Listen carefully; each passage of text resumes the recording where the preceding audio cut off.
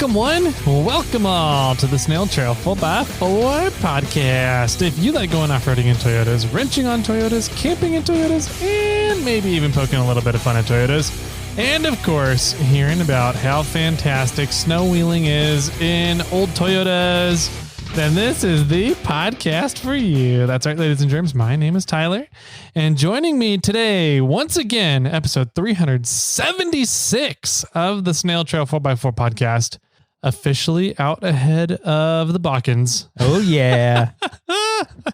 Oh, man. Once again, we have Mr. Jimmy Jett for the first time.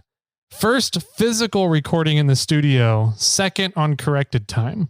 Yeah. So time travel. Yeah.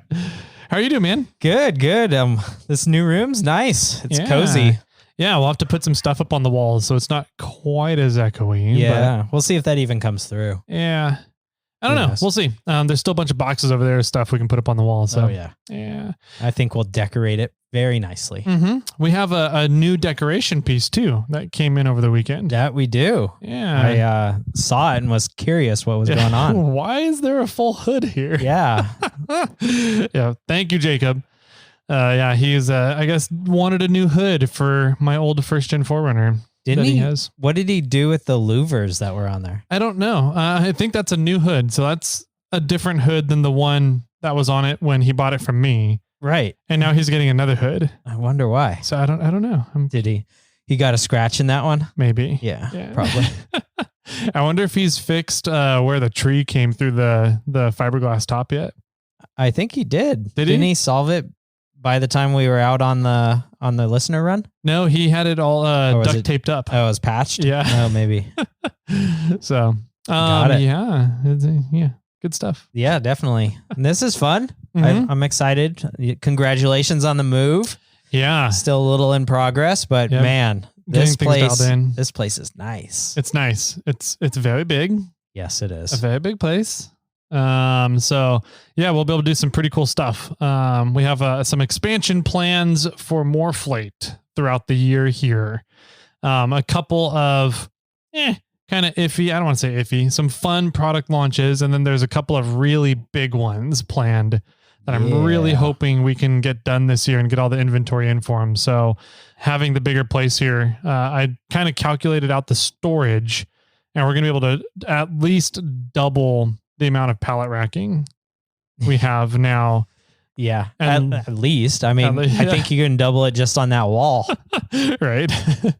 So we'll be able to over double the storage capacity as well as doubling the production capacity. Double to triple the production capacity. So, okay. Yeah, it's going to be really cool being here. And we're right on a canal, so we can go fishing for probably some toxic fish. Yeah. If you don't make quota, that's how you're getting paid or fed. Yeah. Pretty much. The dogs can go hunting for geese out there. So yeah. Cool. Fun little spot. Yeah. This is awesome. Mm-hmm. Congratulations. Thank you. Yeah. It's a big step. So bigger than what I was thinking we needed, but there wasn't anything the size we needed. So I went bigger. Yeah. So, well, now you can park the trailer. That's true. I have a spot to park a trailer and a buggy. Yeah. So you got other news for us then? No, not yet. Okay. Man. So yeah, man, new place, new studio, new warehouse for Morphlate. So we'll get all those addresses updated on the Morphlate website, at least for location on Google and everything. I'm still going through all that. Yeah, man. I don't know. No, it's a lot. There's a lot going on. Yeah. I know that the podcast wasn't first thing on your to-do list with the move happening. So thanks for joining us and sitting down. Yeah. This is a treat. Yeah. My mind is still just kind of like, I still got to do this, got to do that. Oh, I'm sure. Yeah. Another thing that we do have to do is talk about our giveaway going on. That's true. The giveaway that's right over here. We got it moved. Yeah, I left it out on purpose after we rearranged the room. Yeah. So we could reference it and sort of look into that. It's labeled good on it. Good. On my side, it says good. And on your side, it says podcast. good podcast. It's for the good podcast. So yeah, it's not for Wheeling Wine and Whiskeys then. So no, I guess we better send it to Total Off-Road Podcast. Speaking of Wheeling Wine and Whiskey, we got a gift from them. Kind of. It was, I'm not entirely sure who it's from. But I think it's from Lady Samurai. Okay. So Lady Samurai and Wheeling Wine and Whiskey posted a collaboration. Thank you. Collaboration image on Instagram of them dropping off something at my house. Okay. At the shop. And it had a Wheeling Wine and Whiskey sticker on it. And it said best podcast. And then it had a Snail Trail 4x4 sticker on it. And it was crossed out. And it said something like, save your ear holes, Toyota suck. Okay. And then on the inside, there's a note in there. Hold on. So Jimmy went and got the note. You're going to have me read the note? Yeah, go ahead. The note says, enjoy my dongs in your mouth. And it's signed by Lorenzo. There's a hoof print with Lorenzo inside of it. Okay. Yeah. Lorenzo. And then it says FYYFF. I don't even know what that means. Oh, you don't know what that means? You may have to beep this out, but it's f you fucking Good deal. Yeah. And yeah, so we got some donkey dongs. Lorenzo's getting a little like... Yeah, in the Instagram mouthy. post, he said he's never going to come back to work for us ever again. That wasn't what he told us when we dropped him off. No.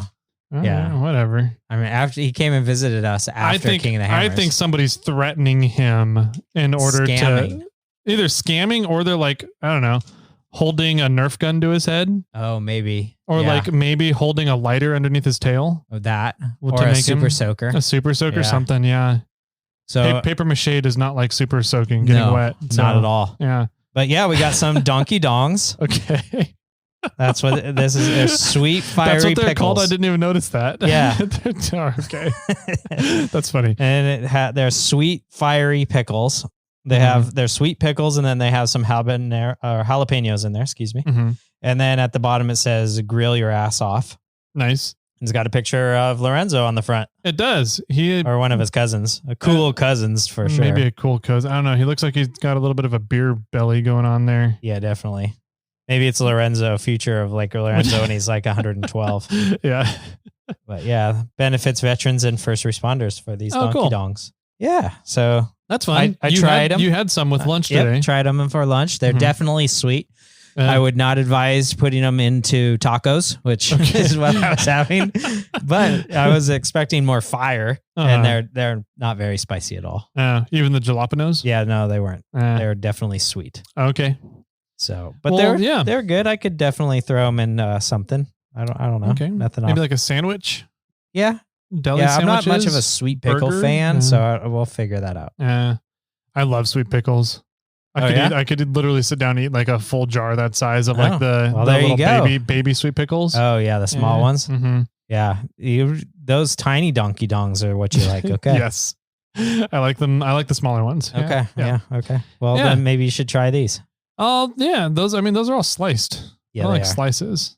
Oh, sorry. I like to get that crunch as you bite into it and snap it off. A full dong. Well, full small dong. Small donkey dong. Yeah. Well, we'll have to write them. We'll have to write Lorenzo and see if he has any of those. Yeah, we'll have to let Lorenzo know. Or it says grill with us. I don't even know who makes these. Must be Donkey Dongs. Donkey Dongs is the name of the company. Manufactured for grill your ass off. Yeah. Refrigerate after opening. Yeah. Nice. I don't know. Anyways, all right. Whoever dropped those off, thank you very much. Lorenzo, if it was you, appreciate it. If you had a squirt gun to your head, then we apologize. We would never do something like that. No, we would not. I did hear Lorenzo got stolen. Yeah, I heard. Again. Like, I know when it happened, for how long it happened, and who did it. Oh, really? But I'm not going to throw him under the bus. Okay. All I know is that Jason and Chris were not happy about it. No, not that time. They almost raised war. I'll put it that way. Wow. Yeah. Okay. some massive guilt trips were involved and a lot of cursing. So from Chris, yes, Chris wasn't happy the last time. No, and that one was all fun and games. I don't know. I don't have any info or anything. I don't know anything about what happened this time. Mm-hmm. I just heard it on their podcast that they said it got stolen again. Yeah. So I think they told the perpetrator to go into Jason's camper to get something, and I was like, as soon as he said it, the 2 or 3 people started going off towards Jason's camper. I was like, that's not a good idea in my head. And then sure enough, a couple hours later, Jason's like, all right, who did it? Lorenzo's missing. I was like, I have an idea. I know who it is. Right. You asked somebody to go into your camper. I was not there. I was not at King of the Hammers this year. That's what you claim. Mm-hmm. I saw you show up and sneak up over there. Yeah. And steal Lorenzo for a few hours. Mm-hmm. And then surprising or magically putting him back and then never showing my face to anybody else. Mm-hmm. Yeah. Yep, okay. I saw you. Yeah. Dang. Caught me. I did catch you. I put that APRS tracker on you. You didn't know about. No, I didn't. My radio was on. So. Anyways, so yeah, thank you, Lorenzo. We're excited to have your dongs, some donkey dongs in our mouth. In our mouths. The giveaway for this month, though, is a bunch of really cool stuff from Coastal Lighting, some really bitchin' abrasives from Walter. Ryan, MFR Ryan, got to go use some of the abrasives. Oh, yeah. And he was like, I need more of these. You used them up already? Yeah. Wow. Well, he only, I think, got one flapper disc and one cutting wheel. Yeah. Yeah. So, I haven't gotten a chance to use any that I stole. Yeah. So, yeah, well, I'll have to get around to that here. And actually, I will be getting around to that. We'll talk about that here in a little bit. Nice. Alrighty. So we have that giveaway. If you guys want to get in on the giveaway, make sure you do that before the end of the month, which is coming up very, very quickly here. I think we only have a couple more days left in February. So yeah, a couple more. Is it? I don't know. I think so. A couple more. Okay. Couple more from when this is airing, at least. Yeah. So a couple more days. Make sure you guys do that over at irate4x4.com. Yeah, you're right. One day. I'm always left. One day. Yeah. Nice. This episode's out on the 27th of February, 2023, and there's only 24 days in February. That's right. This year. So yeah. It's not a leap year. So. Yeah. So you got one more day. One more day. Perfect.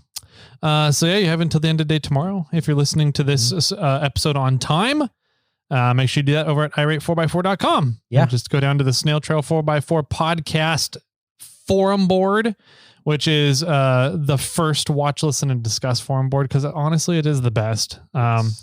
Even Lorenzo would say so. I think he would even say that even if a squirt gun was being held to his head. Probably. He would sacrifice himself. He would, totally, because we can always rebuild him. I know how to manipulate paper mache and rabbit fur. Pretty good at Elmer's glue. Elmer's glue. Oh man, that's funny. So yeah, that's over at irate4x4.com. If you guys have questions on how to do that, feel free to contact us. You can get a hold of me through the grams at 4x4 Toyota Tyler. You can get a hold of Jimmy through the grams at Snail Trail 4x4. Good job. I'm glad you caught that cue there. And you can get a hold of us through emails, as always, and voicemails. So the voicemail phone number is 916-345-4744, with which we actually have 4 voicemails to listen to. Yeah, I say let's do it now. Want to do it now? Yeah. All right. Are you synced? That's a great question. All right, so the first number is from Down Under. Down Under? Uh-huh. Wow. And then 2 numbers I don't recognize, and then 1 number I do recognize. All right. Sounds fun. So let's start. Sandwich. I know. It's that's funny. A Down Under sandwich with Down Under being on the bottom. All right. So isn't that usually where they are? Most of the time, yeah. That and the Vegemite in the middle. Yeah. So the middle 2 people are definitely the Vegemite in this. Maybe one of them's ham. And we'll see. All right. So this one, let's do. Holy crap, that's a long one. Let's see what they have to say here. That's a long 2 minutes and 32 seconds. Does it? I didn't think it went that long. I didn't either. All right. Let's see what we got here. Hey, Tyler and Jimmy. It's Ash from down here in Australia. So I was listening to the latest podcast and my ears pricked up because you guys started talking about Nissan Patrols in 4600 class. And I just went, whoa, here's a chance to call you guys. I'm actually building a 4600 Nissan Patrol, and it is a cab chassis, and I'll tell you an interesting story about it.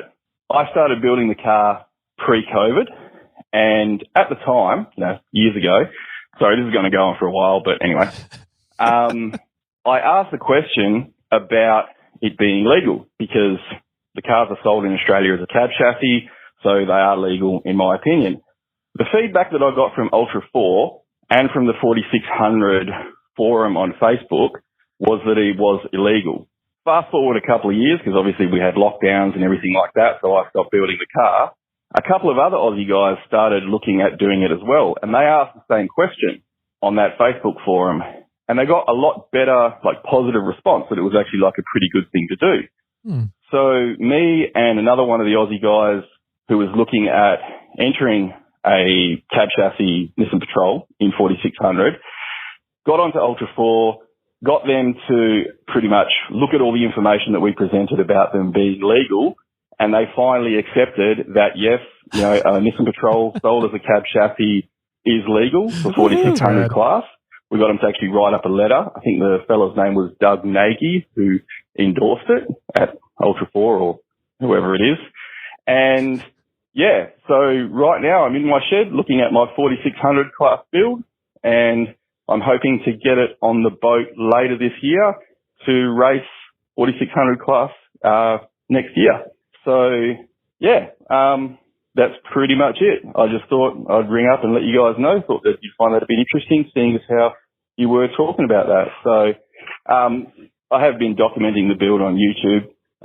If anyone wants to check it out, I won't name drop the channel or anything like that. But yeah, get in contact with us if you are interested in knowing more about it. All right. Thanks, guys. Love the show. We'll hopefully see you next year on the Lakefed. Hell yeah, that's awesome. That's pretty rad. Congratulations to you. Yeah. We'll reach out to him and get the show, the name of the YouTube channel, and we'll put it down in the show notes. I'm fairly sure that it is. Yeah, it is Altera 4x4. Altera 4x4? Yeah, that's what they are. That's what it is on Instagram, at least. So I didn't realize he had a YouTube channel too. I'm gonna have to go check it out because I want to follow that build. Yeah. There's a lot of really cool stuff about that Nissan Patrol from Australia. That's just a fucking beefy drivetrain, a cab chassis setup. Yeah. Some bitchin' axles on it. I really want to see him bring this 4600 Nissan Patrol over to the States to race it in Hammers next year. Well, shoot, maybe we'll have to ring him up sometime at the end of the year and see how it's going. Yeah. Catch up. I don't know Ash, I don't know what your plan is for, you said you might be bringing it over later this year. I don't know if your plan was to bring it over and hang out here until Hammers, or if you're looking at bringing it over and then finishing up build stuff, whatever here. If you don't have a place to store it while you're over here, hit me up. So there's a lot of space in this warehouse. So Andy wants your tires, and I'm going to steal your rear axle. So yeah, that was really cool. I'm going to be excited to follow along that build. He already sent me some pictures of getting the shocks set up on Instagram. So Sweet. It was funny. He sent me a picture saying, "Hey, here's the cab chassis, and I'm getting 16 inches of travel, but he didn't have the shocks on it." And I was like, "Well, of course you're getting 16 inches of travel. You don't have anything on there to limit it." Right. And so he was like, no, here's the shock picture. Okay. Nice. Giving him a hard time. Anyways, so yeah, Ash, keep us updated on that. Altera 4x4 is the Instagram account. And then I'll check in with Ash and see if that's the same for the YouTube channel. Cool. Sounds good. And I'll put it in the show notes. Sweet. Next one here is Jordan from Las Vegas. Jordan. Yeah. So let's see what Jordan has to say for us. Hey, Tyler. Hey, Jimmy. Hey, Jordan. This is Jordan out here in Las Vegas, and just wanted to make a couple comments based on the last episode I listened to. Tyler, sounds like you might be in the... Crap. I wish I could edit this. Oh, well. Sounds like you're looking for a new car rather than the Bronco. And with what you were saying, aside from the adaptive cruise control, sounds like you might be really happy with Chevy Avalanche. Haven't been made in a few years, but remove the mid gate, and now you've got access. And we're done with Jordan from Vegas. And next one, just kidding.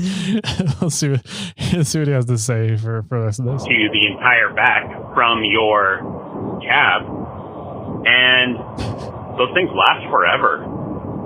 Incredible. They can tow, I don't remember how much, but it's a lot.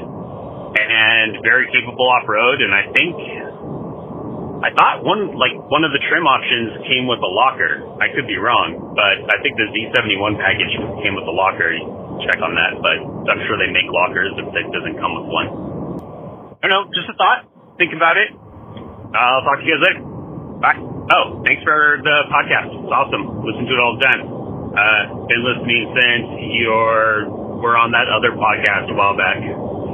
Thanks. Bye. Thank you, Jordan.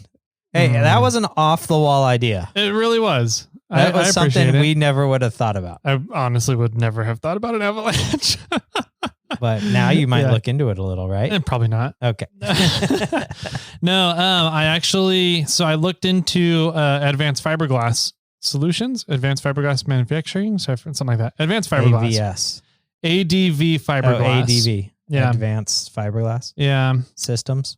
Something like that. It's systems manufacturing. I don't know, whatever the last word is. Looked into them, gave them a call, and asked them questions about the fiberglass tops for the Broncos. And it sounds like they've got them figured out. Okay. So I changed my Bronco order to be a soft top. Oh. And we'll see if it gets built. Yeah. Mm-hmm. I don't know if 2025. Yeah. So yeah, if it comes to 2024 production and my price protections get removed and I'll have to pay a $10,000 market adjustment as well as buy an aftermarket fiberglass top, I'm going to cancel the order. But if I can not pay the market adjustment and instead spend a good chunk of that savings, quote unquote, on a fiberglass top aftermarket, then I'm going to go that route. Cool. So interesting. We'll see how that plays out. Nice. Okay. But yeah, I didn't realize that Chevy had done anything with lockers in it before the ZR2s, the Colorado ZR2s. Yeah, I didn't even know they knew what lockers were. Yeah, I didn't either. So yeah, I don't know. That's an interesting one. I don't think I would ever do an Avalanche. However, there is an Avalanche here in NorCal on a Humvee chassis. Yep. Running like 49-inch tires, 54s. What is it on? So is it really an Avalanche or is it a Humvee? It identifies as an Avalanche according to the owner. Got it. Okay. So that one's rad. I haven't seen it since they put the bigger tires on it. But it's seen out snow wheeling every once in a while. Next one here. It does not look like there's a name. So let's see what No Name has to say here. Hey, just calling in. I've been doing some research on electric brakes for my FJ40 build. And in the research, I have found the electric window actuators for non-automatic windows to convert them over to the automatic windows. So one touch up and down. That's what I've been researching. You should look into that instead of using the controller from Brembo. Wellwood. Hey, keep up the good work. Later. That's an interesting idea. Cause I mean, yeah, those spin. Yeah.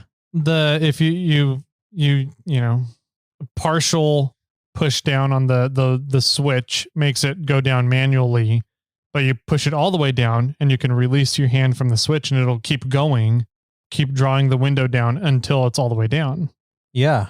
So I wonder if the controller part of it knows when to stop it, right, is built into the switch itself, or if it's built into the CAN bus that controls those switches. Yeah. Call back. Let us know what you think. Yeah, I'm curious. I did try the double pull, double throw switch that I got off Amazon. Okay. Didn't work. No? I don't think it was actually a double pull, double throw because it wasn't reversing the polarity. Yeah. Interesting. Like, that's annoying.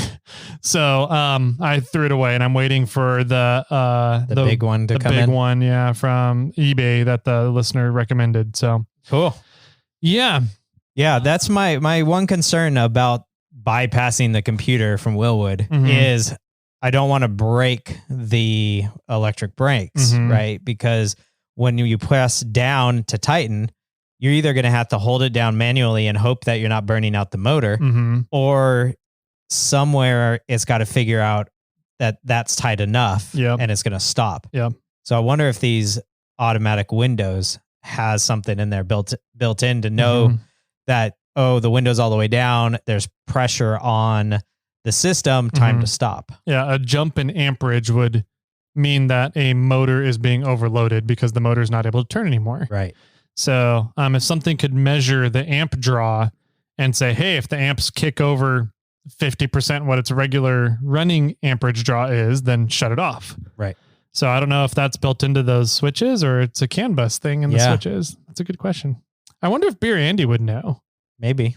Beer Andy wrote me the other day about, he wrote about the plug for the reverse lights on the transmission. Oh, because it was one of the items that I want to get done before Cruise Moab to get my reverse lights going. And he said, just unscrew the plug from the transmission and screw in the old one.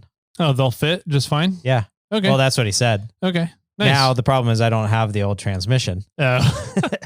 But I don't think it'd be hard to get a plug for it. No, they're pretty easy to get. I had to replace one time. I think I got the reverse switch plunger off of Rock Auto or something for $6, whatever it was. Yeah. Also, the wires for the plug, there's no plug on it.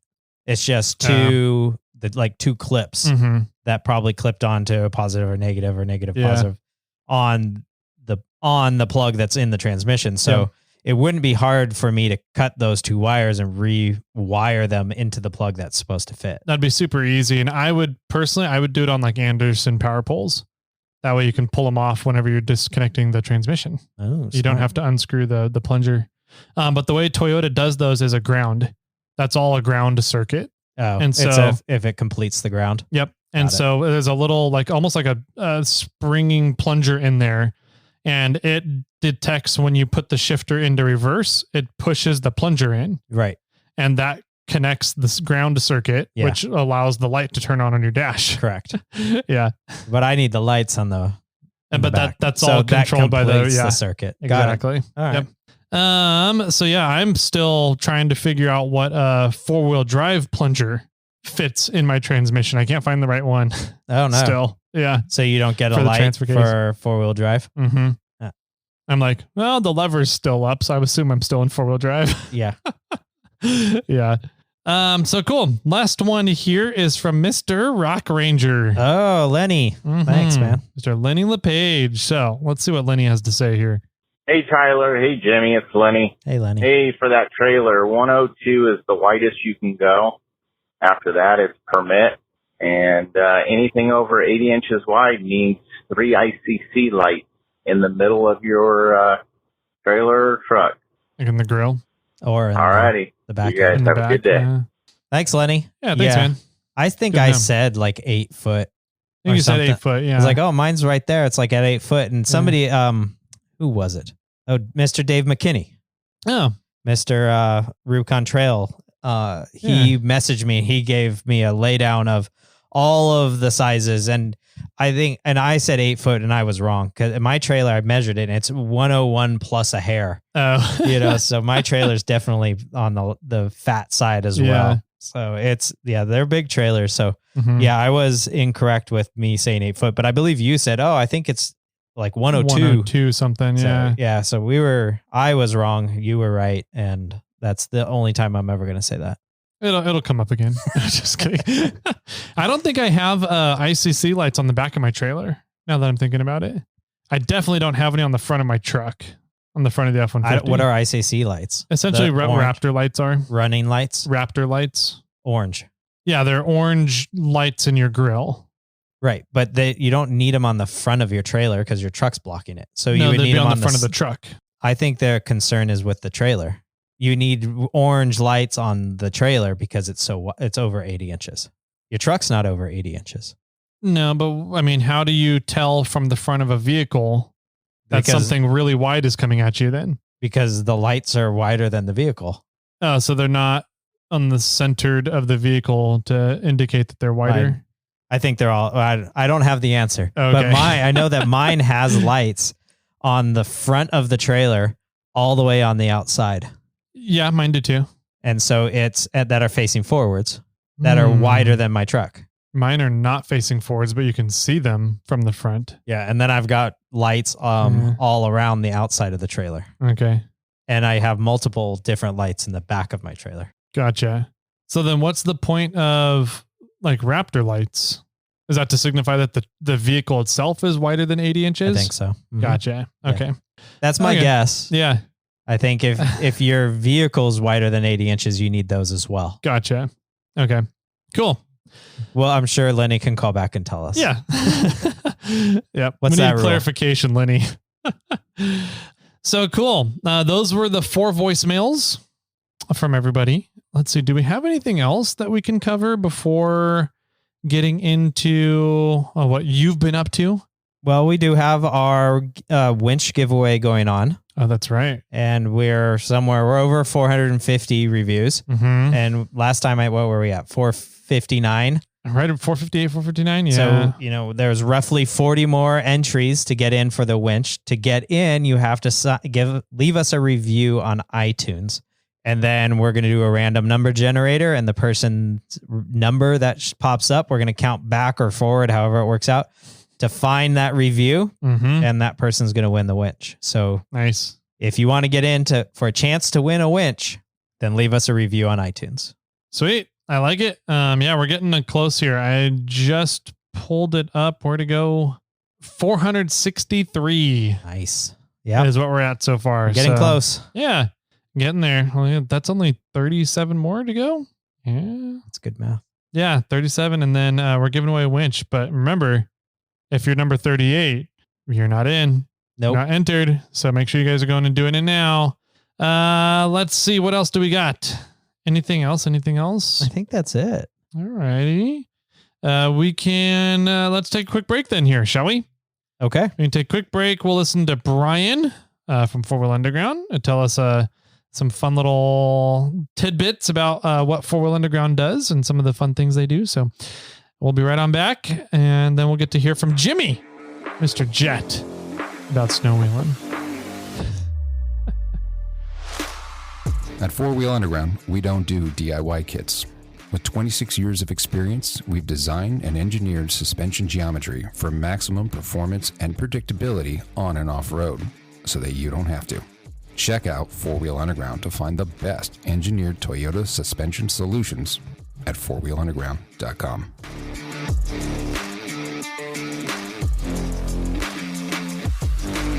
Oh, welcome back, ladies and gentle ladies, to today's campfire discussion. Jimmy got to go playing. I did.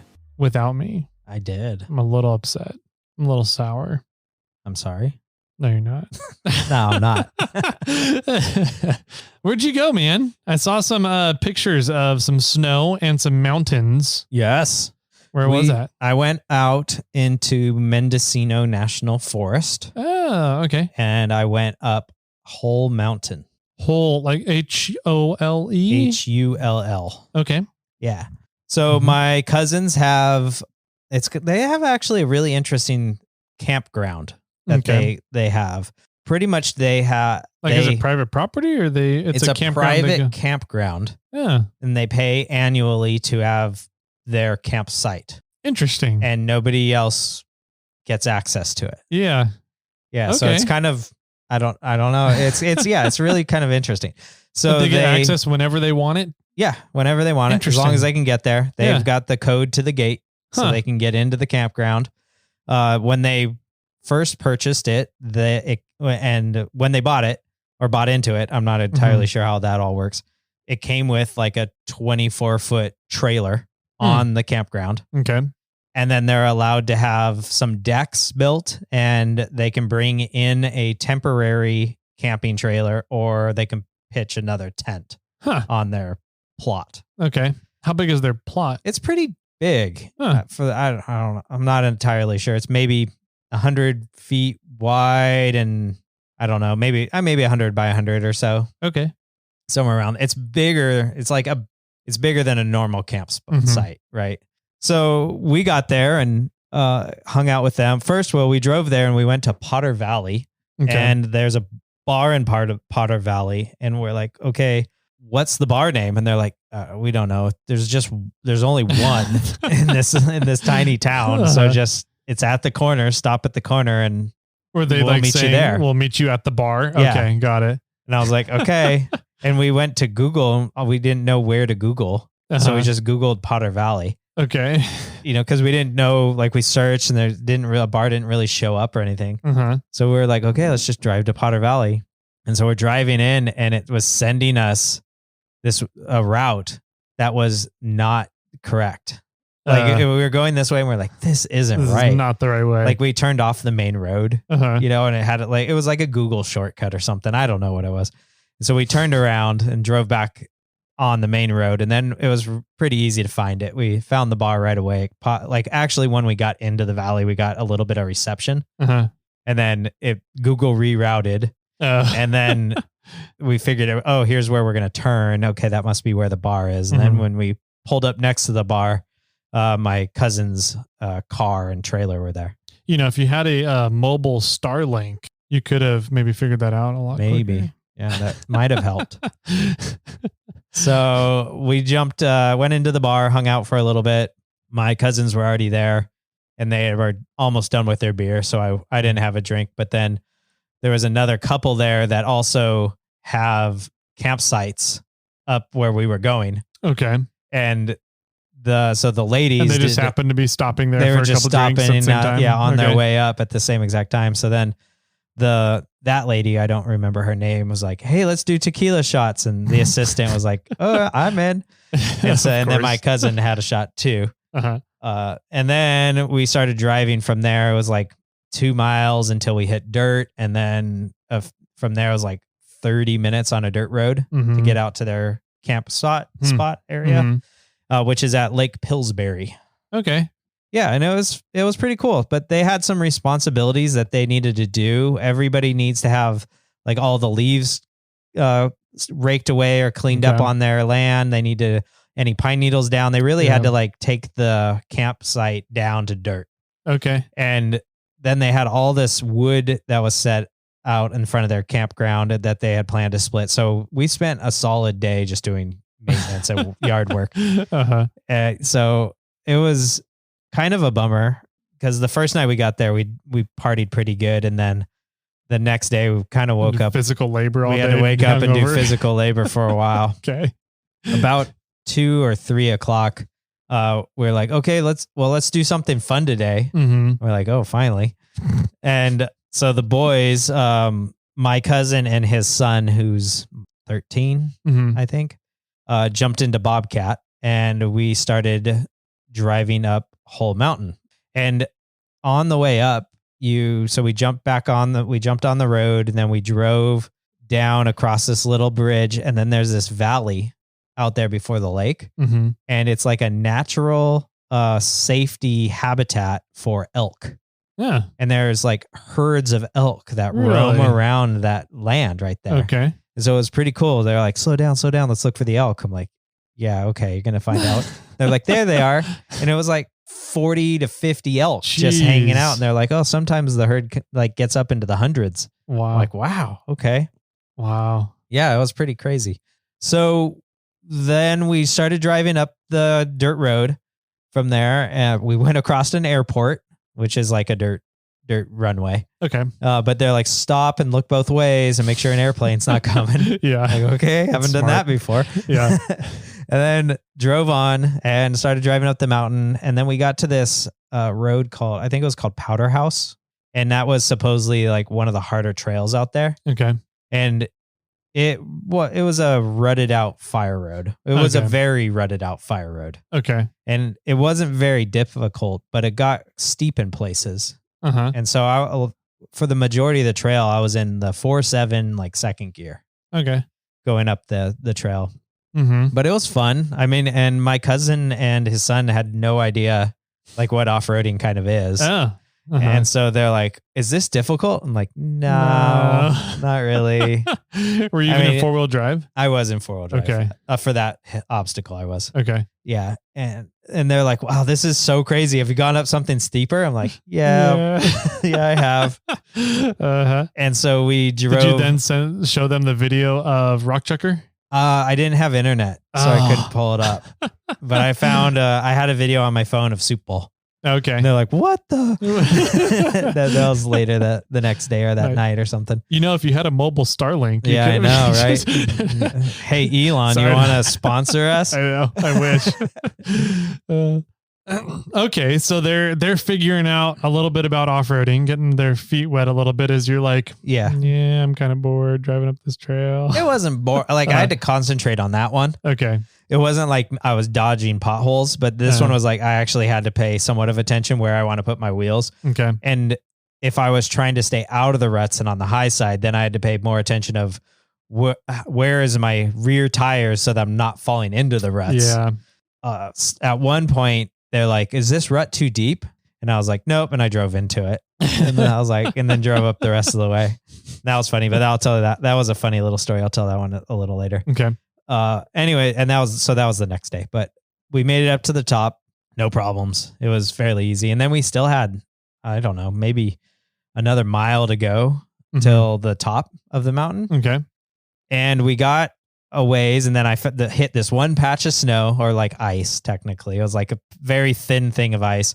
And I gunned it and spun the truck sideways and slid a little bit. And they're like, oh, no. And I like corrected it and continued on. They're like, did you mean to do that? I was like, yeah, I did. Yeah. That wasn't anything. No, we were sliding right towards the cliff. I'm like, I know. We didn't go off. Nope. So yeah, I scared them a little there. We went up a little ways, and then we got up to this point where there was two like Chevy Avalanches, or an Avalanche and a like a Dodge 1500 or something like that. Both broken down? No, they were both stock. Okay.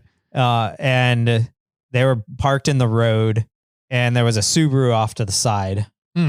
And then I was like, hey, can we go farther? What's up? And he's like, oh, I tried to go farther, but I couldn't make it. Okay. I was like, oh, okay, well. The Subaru or the it was trucks? Like it was the Avalanche. Okay. And so he's like, let me pull out of your way. I'm like, no problem. And so he was like cooking on his tailgate, and he left everything there. And when he went to jump in his truck, he grabbed his pistol and he walked around his truck, jumped into his truck. And then right at that time, his other friend, who had no front teeth, walked around the truck and was like, wanted to talk to us, and he was holding a shotgun. And I'm like, okay, let's be nice to the locals. Yeah. Right. And I shot up an easy conversation with the other guy while his buddy reversed. I'm really shocked he didn't knock anything off his tailgate. Like reversing in like slushy dirt mud area. Okay. So, and then they're like, oh, good luck. You know what I mean? And I'm like, thanks. And then I walked right up through it. No problems. There's a few patches of snow there. And then when we got around to like the north side of the mountain, maybe northeast side of the mountain, snow started getting a little deeper at this point. And so we hit another patch of snow, and I didn't make it. Oh. And so I was like, okay, let's see if I've got gravity going with me here, so I can reverse out. So reversed out fine. And then I hit it with a little bit of speed and went through that patch, and then got to the next patch and didn't make it. Okay. And I was like, okay, we have a decision to make. We're either airing down. You haven't aired down yet? I aired down to like 15. Oh, that's nothing for Bobcat. Yeah. And that was mainly for the fire road. Yeah. So I was like, we can either air down more, or now's where we're turning around. And they're like, well, let's air down more. I'm like, okay. So I brought the tires down to 5. Okay. And then put it in like 4 low and first gear, and idled over everything. Yeah. It was not a problem until we got to this corner that had a drift of snow right off to the cliff. Oh. Yeah, that's not good. No. And at this time of year, it's not soft snow. Right. So I was like, I'm going to try to actually on the very edge of the cliff, there was like a dry dirt spot. Okay. And so I was like, I'm going to try to drive up high. Mm-hmm. We're probably going to slide, but we're going to stop on that dirt spot. Okay. And so, but I'm going to do it slow. Let's see how it goes. And so I went up a little high and we slid down and hit the dirt. Okay. I was like, all right, hold on. Let me see if I can go higher. And I reversed up, went higher, and then slid down to the dirt. And I was like, okay, hold on. Reversed back again. I'm like, I'm going to just try to hug this dirt edge and see if I can keep traction. Mm-hmm. And I told my cousin, look out the window and tell me if like the side of the cliff's giving away. Yeah. And I don't know. I wasn't on that side, so I couldn't see, but I think he thought of any dirt falling off the trail. It was like this cliff giving away. Mm-hmm. So we started going. He's like, yeah, the dirt's falling. I was like, okay, this is as far as I want to go. Yeah. Being out here solo, like now's not a good time. So we all decided it was a good time to turn around. Yeah. At that point, I said, you don't want to mess with snow drifts and cliffs. No. Yeah, it wasn't a cliff, but it was a steep hill. Yeah. And I was all alone. Yeah. Right. And I didn't have a winch. You don't have a winch. Yeah. So all these, like, this is it. Like, this is like, I was a little hesitant to go in the snow by myself. Mm-hmm. I knew those Chevy guys were back there, and if I could probably get them up here to come and give me a pull if really needed. And, but we're like, nah, this is it. This is good. And then my cousin's like, well, are you just going to reverse the whole way? I was like, I could, but I think I could turn around right here on this wall. He's like, what?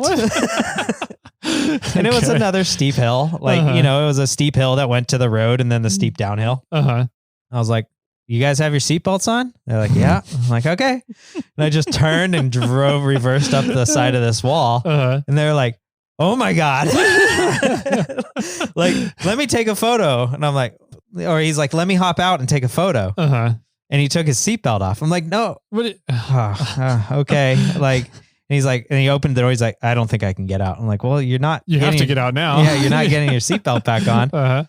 So he got out, took a photo, and he's like, all right, I want back. I'm like, you're not getting back in. Like, watch out. Watch us die. I don't know. What are you going to do? Just get away. But they're like, you're at a crazy angle and all this stuff. And so it was so funny. And I had to do like a 3-point turn, but eventually got it around, and we drove back down and putted through everything fine now that I was at 5 PSI and got down to where the 2 trucks and the Subaru are, and the 2 trucks are gone, but the Subaru is still there. We're like, okay. And we bombed all the way back home, all the way back to the camp. And they told all this crazy shenanigan stories of, going snow wheeling and driving up the wall and going this really hard trail. And so then the ladies were like, that sounds fun. Let's do that tomorrow. And we're like, okay. And they had an expedition. An expedition. Okay. Not excursion. Okay. Expedition. I think it's like it's the middle version, right? Yeah. So they had one of those. And so my cousin and I talked, and we were like, I think we can get you up to where those 2 trucks were. Like, I don't think that's an issue. Yeah. If we want to go farther, then we're going to get into trouble. And there was a really good lookout right there. And so that was the goal. So then that night we hung out and around the campfire, we brought 7 bottles of whiskey up. Jeez. That all had 750s or 750s, okay. But they all had like 1 to 1.5 inches of whiskey in the bottom of the bottle. Oh, okay. And so we're like, you really had like 1.25 bottles. Yeah. Okay. But we told them, we're like, we brought all these up because we want them to die. Yeah. We want to drink them all this trip. And so we did some whiskey tasting. Nice. We had a single barrel Jack. We had regular Jack. We had a Crown. We had the weeded Elk. We had Angel's Envy. We had another one that started with an H. I don't remember the name of it. I think that was it. Okay. There were some decent ones in there. Yeah. But it's a good spread at least. It was a decent spread. It was fun. And they're not whiskey drinkers, but they're like, oh, I kind of like this one. No, this one's way too hot. So I kind of opened their door that way. Okay. And then the assistant and I were like, oh, I just want the weeded Old Elk. Like, give me that one. And that one was gone first, shockingly. Yeah. But yeah, so hung out that night. They also pulled the trailer up for us to sleep in. Huh. I told him, I was like, well, I have the rooftop tent. And he's like, oh, okay, yeah. And then we'll go snow wheeling both days. And I'm like, oh, if we're going snow wheeling both days, I don't want to open my tent, close my tent, open my tent, close my tent. So then he said he'd bring up his camping trailer. Oh, nice. Okay. And it's like a pop-up trailer. Okay. And it was really nice. I've never really stayed in any of those. It had a king bed and like a full on the opposite ends. And then it had a sink and a dining table. In there, yeah, a little couch on the inside. Those are pretty cool. Yeah, my only issue with them is that they're hard to keep weatherproofed. Yeah. So, but I love the design of those little pop-ups. Yeah, I've seen those pop-ups on like the top of a gooseneck. Oh yeah. And I was like, that's cool. That would work and well. then you just pop it up there. I need a ladder to get up maybe, but yeah, I thought that was kind of neat. So anyways, his wasn't. It was on like 30-inch MTs. Okay. So that he bombs down the trail with. Yeah. But it was nice. It had a little heater inside of it. And so it was cold. It was also really cold over the weekend. And it's going to be really cold all week here. It's cold, yeah, here all week. Yep. And we used that heater, but the heater was loud. It would click on and it'd be loud and it would wake us up. And so at some point I turned to the assistant because she like grunted or groaned when it kicked on. Yeah, exactly. And I was like, you want me to turn it off? She's like, yes. I'm like, then it's going to get cold. And she's like, I want to sleep. And I was like, okay. Did you guys take the heated blanket? Yeah, we had the heated blanket. Yep. We wore the battery out this weekend, but on purpose we wore it out. Okay. It was the last night. So we just were like, run it all night long. Nice. We were at 45 or something. We brought the fridge, but the fridge never went above like 35 degrees. The whole time. The whole time. Every time we plugged it in and we checked it, it was like 35 degrees. We're like, it's either broken or it's really cold out. It's that cold, yeah. And it was that cold. Nice. Yeah. So then the next day, we had a lazy morning, and then around noon we packed some food and we went up to the lookout point. And I took the girls up. I took my cousin's wife and their daughter in Bobcat and drove them up that Powder House Trail. Okay. And they were both completely like, they were more shocked than the boys were. You know, the very first obstacle is just you drive into a ditch and out of the ditch, and then you turn a corner and the corner has big ruts. Okay. And they're like, do you think your truck can do that? I'm like, I did this trail yesterday. Yeah. They're like, oh yeah. So you're going to be okay? I'm like, yes, totally fine. And then I was like, should I go this way?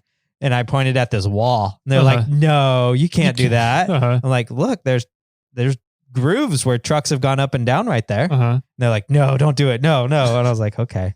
So we went up the trail, and at some point my cousin's wife said, are these ruts too deep for your truck? And I said, nope. And I dropped off, and she's like, oh, and I scared her, and she's like, when we get to the top, I have to go pee. I was like, I scared the pee out of you? She's like, yes. I was like, okay.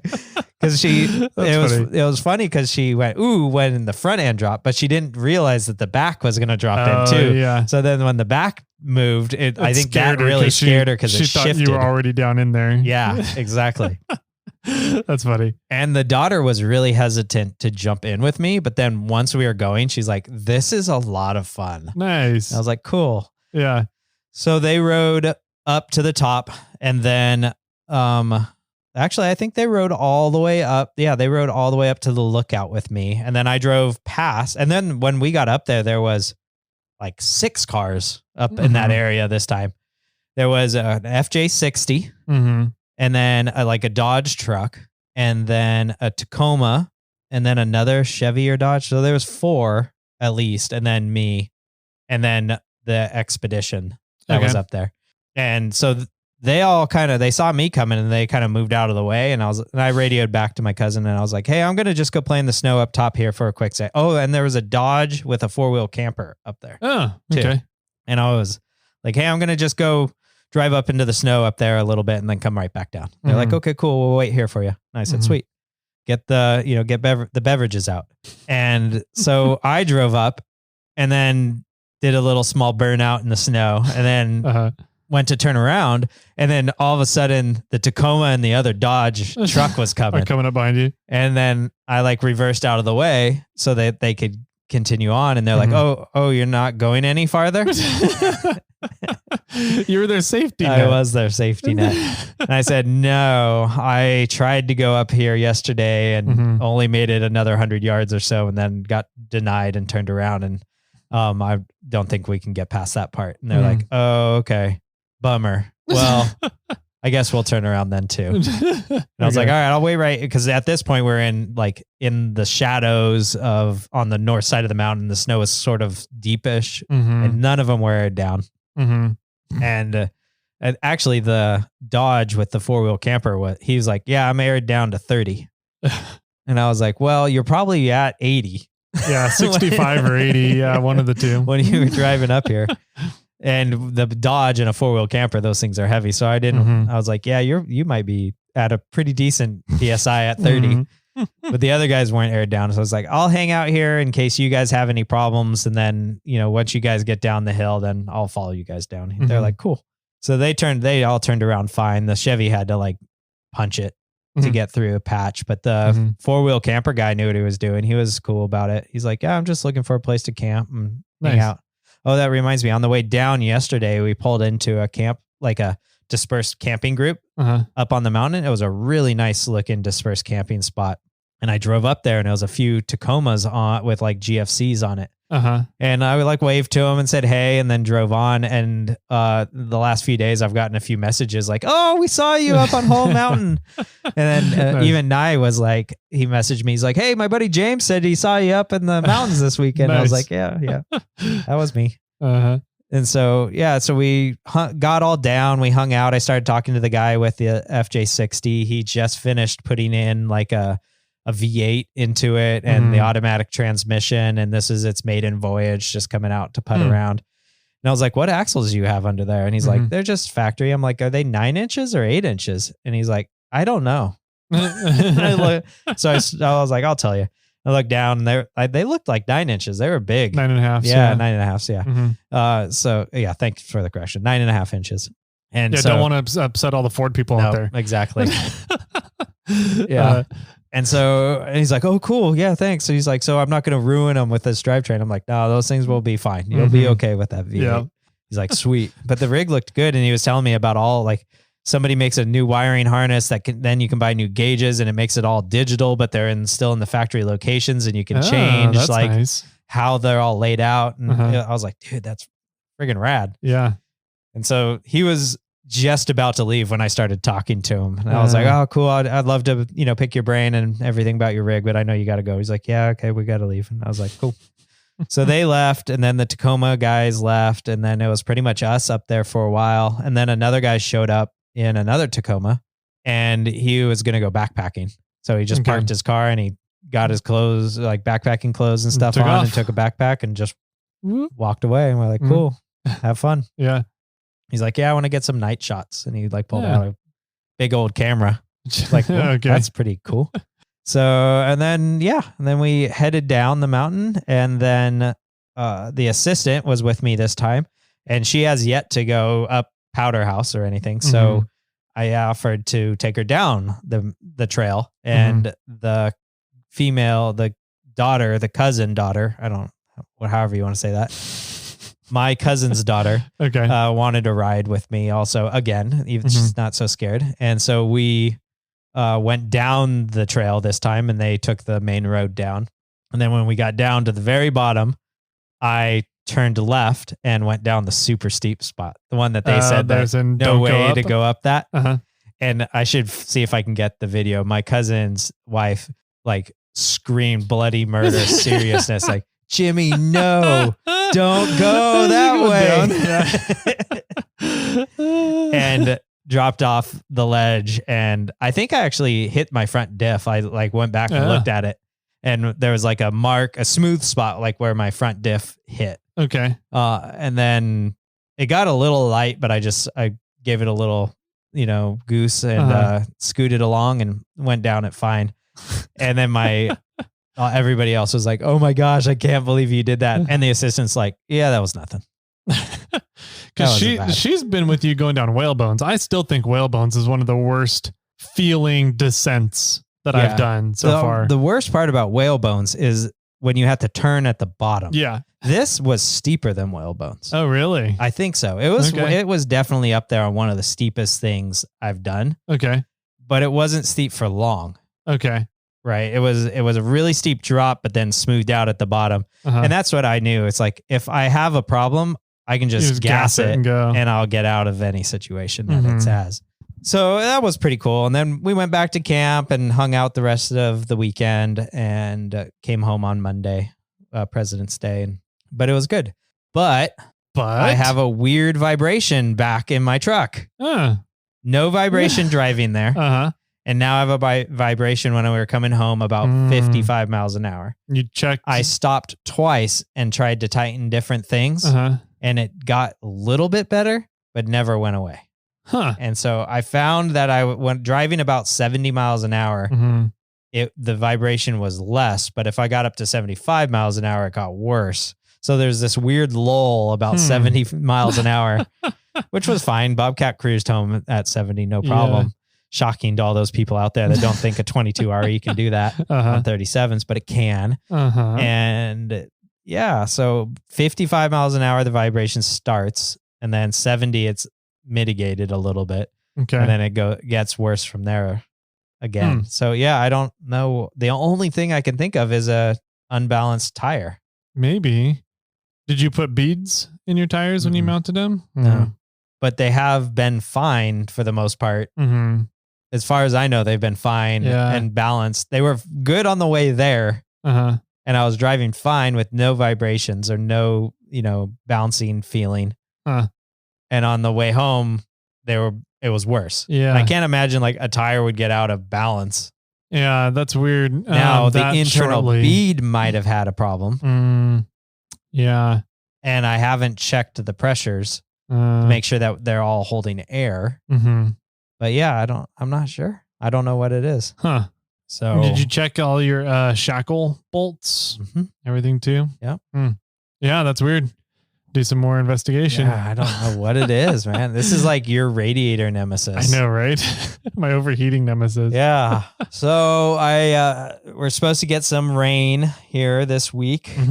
And I'm to put Bobcat in the shop, and now I'm going to start dissecting it a little bit. And this is going to be my big overhaul before Cruise Moab. Okay. Yeah. Nice. So I haven't started the teardown yet for my suspension and axles. Yeah. And we're starting to get to the point where I'm like, why even do it? We're going to only have like a month and a half to do this. Yeah. So, and I know I'm going to have to relocate my batteries again. Right. So, yeah. I got to figure all that out and see if we're hitting the point where I can't take the rig down now before Cruise Moab. Right. Yeah. I was wondering what that was, when that might be. Yeah. We're still waiting. That or you're going to take the F-150 out. Yeah. I mean, if I get a Bronco before Cruise Moab, then that would be awesome. I just take the Bronco out to Cruise Moab. But I don't know. We'll see. Right now I'm still waiting on the coilovers and joints, and technically I guess the knuckles and front axle shafts as well. But like I can go down over to Reed anytime and get those. They're in stock. So it's just a matter of making the trip out there for a day, which I might do on Saturday. Ooh. No, because they're going to be closed Saturday, I think. I have to go during a weekday. Yeah. And then let's record with them. Oh, that'd be fun. Yeah. Okay. Let's try and set that up. Yeah. For next week. So I'll get in touch with them because I need to go get those knuckles. Okay. Because I need to cut my WMS on the front axle. Yeah. I haven't done much. Sounds like you had a fun weekend. I did. It was low key. It was fun. It was more or less relaxing. Wheeling was it was fire roads. Yeah. For the most part, but there was fire roads all over that place. Oh, really? I had no idea how beautiful it is out there. It did get hit by the fires. Okay. And so there's a lot of sections that are really dead, but there are so many roads out there. So I went on to Gaia.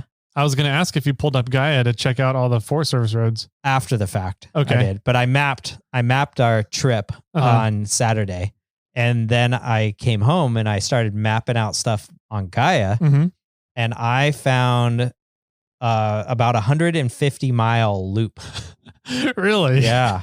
Jeez. That goes from the top upper lake, on Clear Lake, almost over to 99. Wow.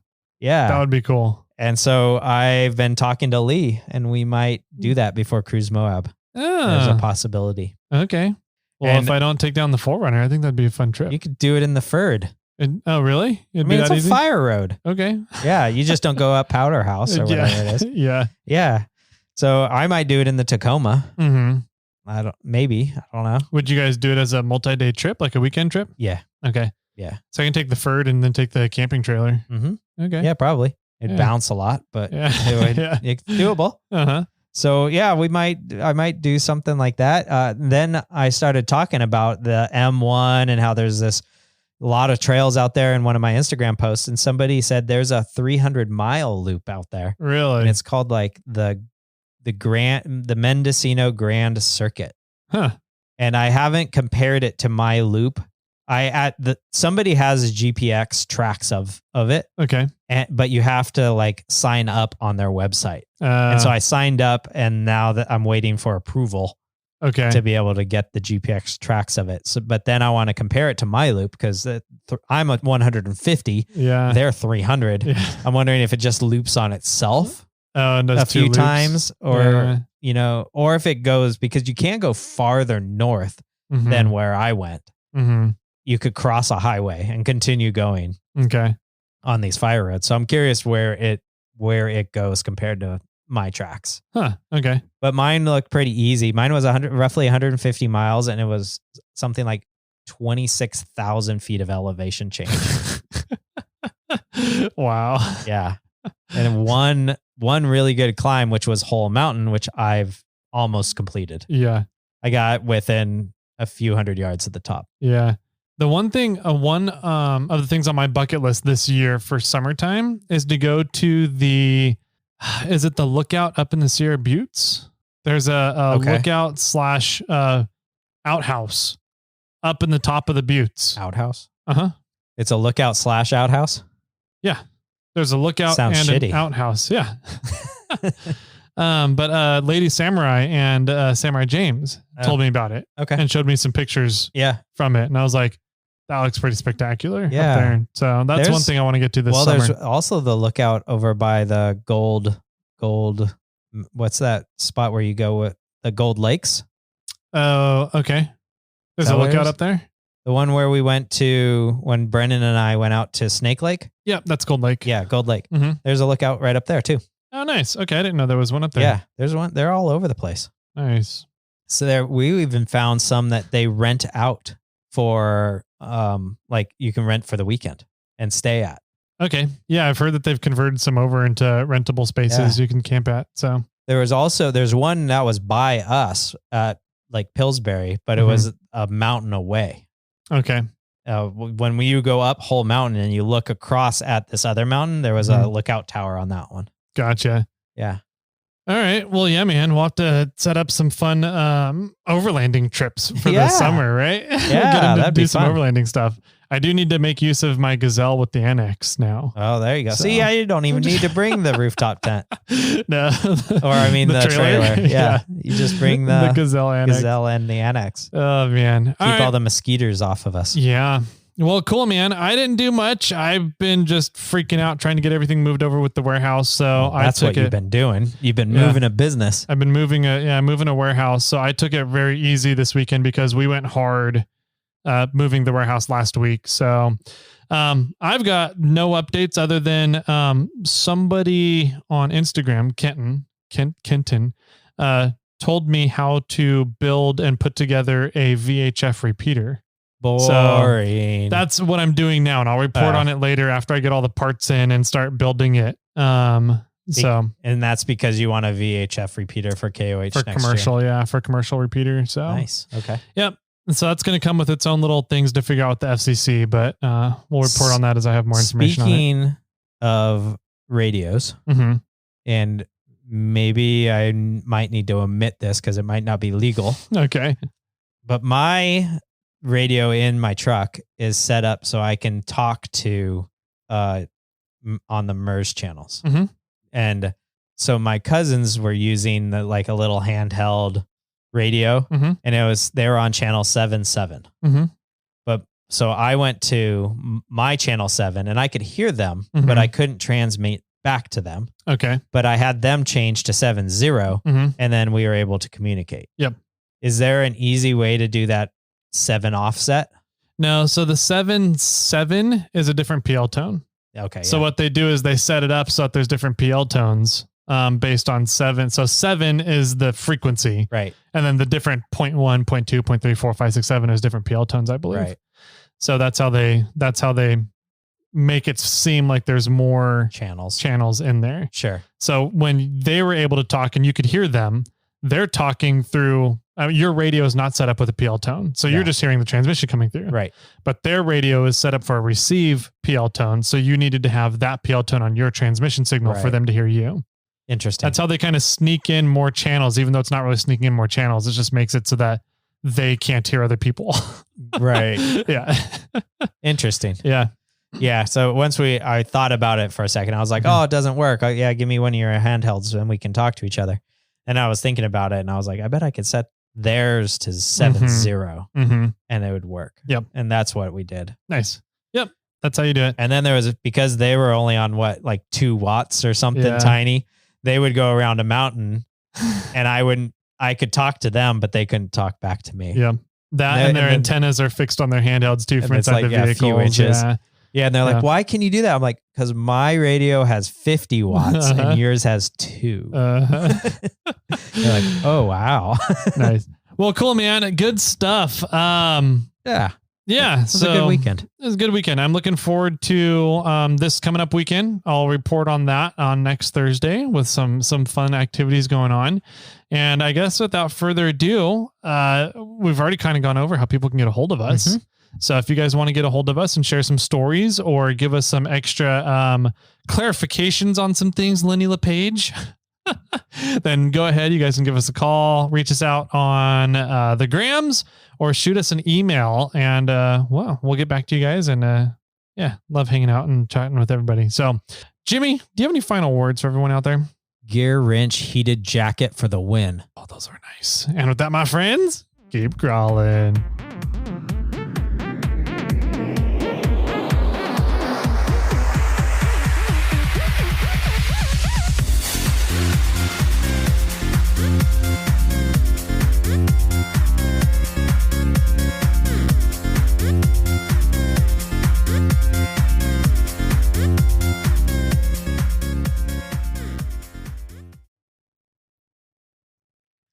I got one for you.